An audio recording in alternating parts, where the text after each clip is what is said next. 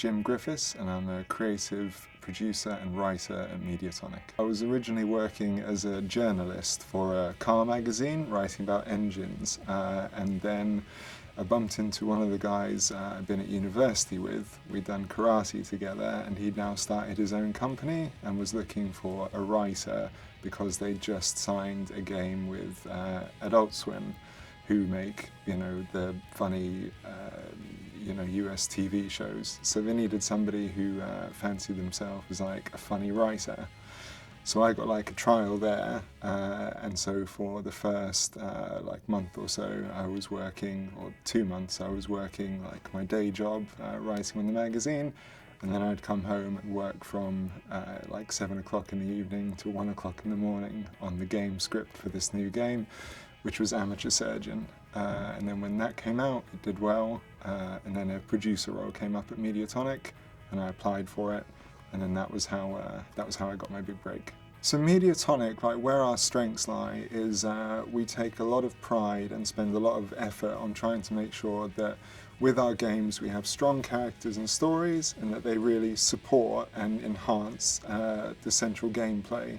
With our producers as well, it's a very involved role, like the creative producer role. All of us at the company, we have strong design or writing skills that we bring to that.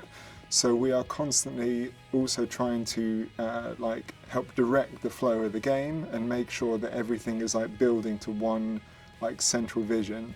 And doing that is very difficult. You're balancing the time it's going to take to do something with your desire to make it the best it can possibly be.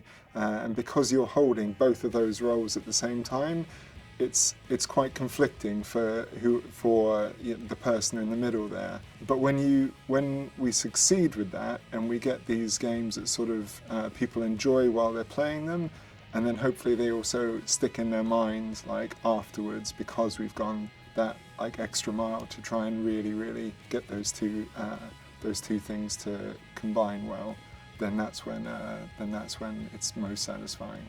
It's a very challenging job because you have these two completely conflicting sides to it. On the one hand, you're responsible for the quality of the game, and how good the writing is and the design and everything, and as a creative you want that to be amazing. That's your main goal. You want to see just how good it can be, and then at the same time you're responsible for making sure that it all comes in on time. So it's very challenging but massively rewarding. There's a good decision and a bad decision on Amateur Surgeon Hospital, and the bad decision, we eventually worked that out and made it into a good decision. But the good decision to start off with was to make the game, because Amateur Surgeon Hospital fits into an interesting space in the amateur surgeon universe, the amateur surgeon world. We created the first game where that was the beginning of the story. You're a pizza boy who wants to be a surgeon, and you learn how to do that. And that was the first game we ever made.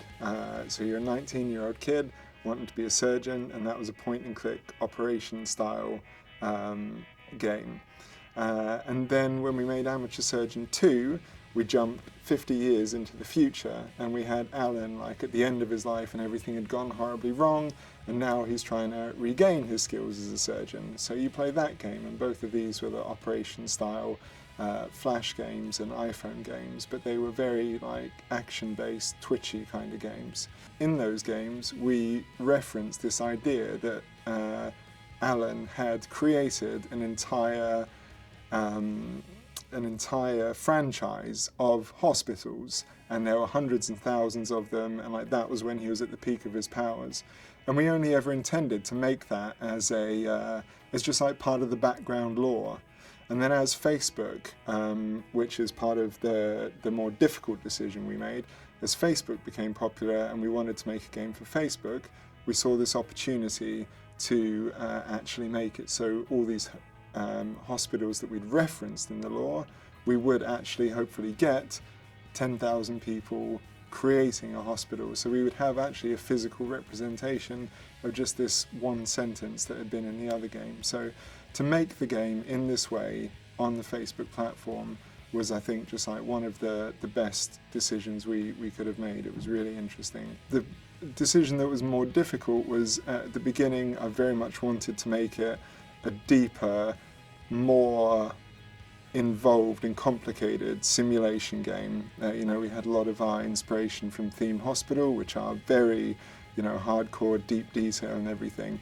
And we went down this path for a while, and it wasn't right for the platform. At the time, Facebook was a new platform, and we found that it was simply trying to force too much into a platform and a play style that people weren't really going to go for. So it took us a while to bring that back and develop it into something that we ended up very proud of and think works really well.